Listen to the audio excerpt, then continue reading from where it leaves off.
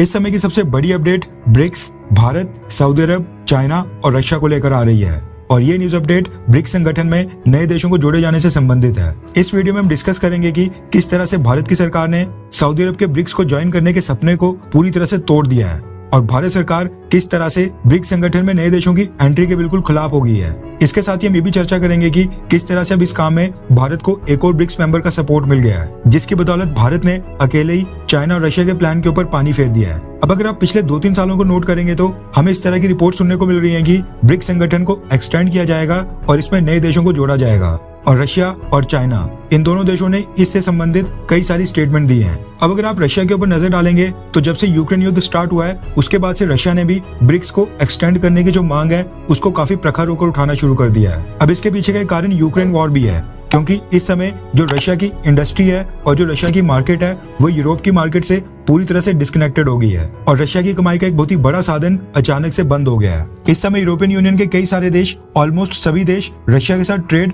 बिल्कुल बंद कर चुके हैं और ना ही रशिया से क्रूड ऑयल, नेचुरल गैस और कोल परचेज कर रहे हैं। अब इस कंडीशन में रशिया को क्या जरूरत है? नए देशों की। इसलिए रशिया चाहता है कि ब्रिक्स में और भी नए नए देशों को जोड़ा जाए जिनके साथ रशिया के ट्रेड एग्रीमेंट हो, डील साइन हो और रशिया की इकोनॉमी को फायदा हो। जबकि दूसरी तरफ अगर हम चाइना के ऊपर नजर डालें तो चाइना आज की डेट में G7 की तरह एक नया ग्लोबल ग्रुप बनाना चाहता है जिसमें वो आर्थिक तौर के ऊपर सभी देशों को लीड करे और ये जो ग्रुप होगा ये वेस्टर्न कंट्रीज और यूरोपियन कंट्रीज के खिलाफ काम करेगा। यानी जिस तरह से G7 के अंदर प्रमुख वेस्टर्न कंट्रीज हैं, ठीक उसी तरह से चाइना ब्रिक्स को बनाना चाहता है जिसमें वो सारे देश शामिल होंगे जिनकी फॉरेन पॉलिसी और अप्रोच वेस्टर्न देशों से अलग होकर चलती है। अगर अभी के ब्रिक्स के मेंबर्स के ऊपर नजर डालें तो इस समय ब्रिक्स में भारत, ब्राजील, रशिया, चाइना और साउथ अफ्रीका हैं और ये पांचों देश मिलकर दुनिया की 42% पॉपुलेशन को रिप्रेजेंट करते हैं। इसके साथ ही दुनिया की 23% जीडीपी अकेले ब्रिक्स देशों से ही आती है और अगर ट्रेड की बात करें तो दुनिया का 18% ट्रेड अकेले ब्रिक्स के देश ही करते हैं। अब रशिया और चाइना क्या चाहते हैं कि ये जो नंबर्स हैं इनको और बढ़ाया जाए ताकि ब्रिक्स संगठन G7 और G20 के काउंटर वेट के रूप में काम करे, जहां पर सभी वेस्टर्न कंट्रीज काफी डोमिनेट करती हैं। इसलिए चाइना चाहता है कि उसके पास एक ऐसा संगठन हो जहां पर वो बड़े बड़े इकोनॉमिक फैसले करे और उसके ऊपर वेस्टर्न देशों का इन्फ्लुएंस बिल्कुल भी ना हो। इसलिए चाइना ही ब्रिक्स संगठन को एक्सटेंड करने के ऊपर इतना जोर दे रहा है। अब चाइना जो मर्जी चाहे, लेकिन भारत नहीं चाहता है कि ब्रिक्स को आनन फानन में इतनी तेजी से एक्सटेंड किया जाए। इसलिए भारत की सरकार ने ब्रिक्स में नए देशों को जोड़े जाने के खिलाफ फैसला किया है। रेफरेंस के लिए आपकी स्क्रीन के ऊपर लाइव मिनट के आर्टिकल का भी स्क्रीनशॉट होगा। दरअसल जो भारत की सरकार चाइना के ब्रिक्स संगठन को एक्सपेंड करने के आइडिया को अपोज कर रही है उसमें भारत को अब एक और देश का सपोर्ट मिल गया है और वो देश है ब्राजील, यानी कि एक और ब्रिक्स संगठन का देश। रिपोर्ट के मुताबिक भारत और ब्राजील इन दोनों देशों के बीच अब ये सहमति बन गई है कि ब्रिक्स में जो नए देशों को जोड़ा जाएगा उसका ये उद्देश्य बिल्कुल भी नहीं होना चाहिए कि एक तरह से एक पॉलिटिकल संगठन बन जाए या फिर अमेरिका या फिर वेस्टर्न देशों को काउंटर करने के लिए एक संगठन बने। अब हुआ क्या कि अगले महीने यानी कि अगस्त में 24 से लेकर 26 अगस्त को साउथ अफ्रीका के अंदर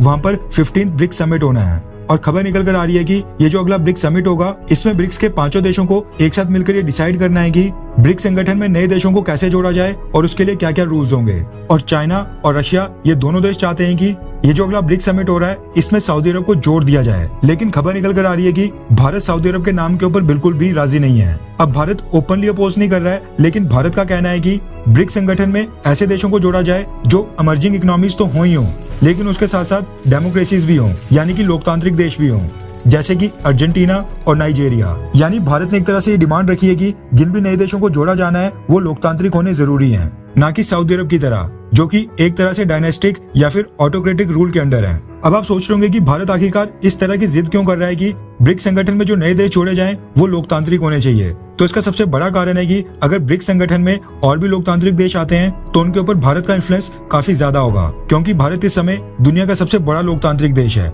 ऐसे में जितने भी बाकी डेमोक्रेटिक कंट्रीज हैं उनके साथ भारत के संबंध काफी अच्छे हैं और अगर वो देश ब्रिक्स संगठन का हिस्सा बनते हैं तो उससे भारत को काफी फायदा होगा और ब्रिक्स संगठन में जो भी छोटे बड़े फैसले लेने होंगे उनमें वो भारत को सपोर्ट करेंगे। अब आप खुद ही सोचिए, अगर कल को सऊदी अरब ब्रिक्स का हिस्सा बनता है तो वो चाइना को बैक करेगा या फिर भारत को? ऑब्वियसली बात है कि सऊदी अरब, चाइना और रशिया की बात मानेगा और ब्रिक्स संगठन में ऐसे देशों की संख्या काफी ज्यादा हो जाएगी जो अमेरिका या फिर वेस्टर्न देशों के खिलाफ हैं। अब ऐसा नहीं है कि ब्रिक्स देशों को जो जोड़ा जाना है उसके लिए खाली सऊदी अरब ने ही अप्लाई किया है, बल्कि खबर निकल कर आ रही है कि कई दर्जनों देशों ने ब्रिक्स संगठन में मेंबर बनने के लिए अभी तक अप्लाई कर लिया है। इसके साथ ही भारत ने एक और डिमांड रखी है, यानी चाइना और रशिया से एक और चीज मांगी है, वो ये कि जो भी नए देश ब्रिक्स संगठन में जोड़े जाएंगे उनको सबसे पहले ऑब्जर्वर का स्टेटस दिया जाए, यानी उनको फुल मेंबर नहीं बनाया जाए। कुछ साल तक वो ब्रिक्स संगठन में ऑब्जर्वर की तरह रहें और उनकी परफॉर्मेंस के बेसिस के ऊपर उनको बाद में ब्रिक्स संगठन का फुल मेंबर घोषित किया जाए। और इसके साथ साथ ही भारत ये भी चाहता है कि ब्रिक्स संगठन का मेंबर बनने के लिए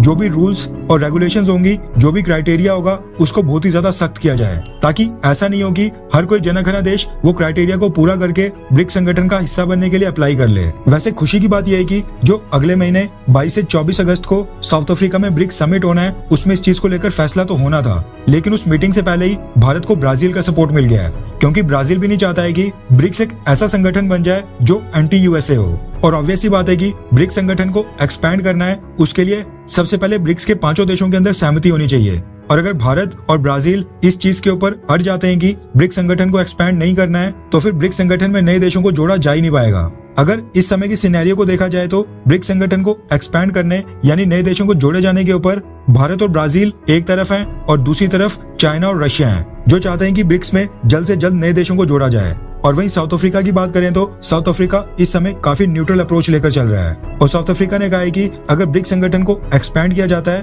तो उसमें उनको कोई भी दिक्कत नहीं है, और अगर नहीं किया जाता है तो उससे भी खुश है। वैसे जो भारत ने सऊदी अरब को लेकर ब्रिक्स संगठन के सामने मांग रखी है कि ब्रिक्स में ज्यादा देश लोकतांत्रिक होने चाहिए, ना कि ऑटोक्रेटिक टाइप के, इसको लेकर आपकी क्या राय है? क्या भारतीय सरकार ने सऊदी अरब जैसे देशों को लेकर सही फैसला किया है, हाँ या फिर ना? नीचे कमेंट करके अपनी राय जरूर बताएं।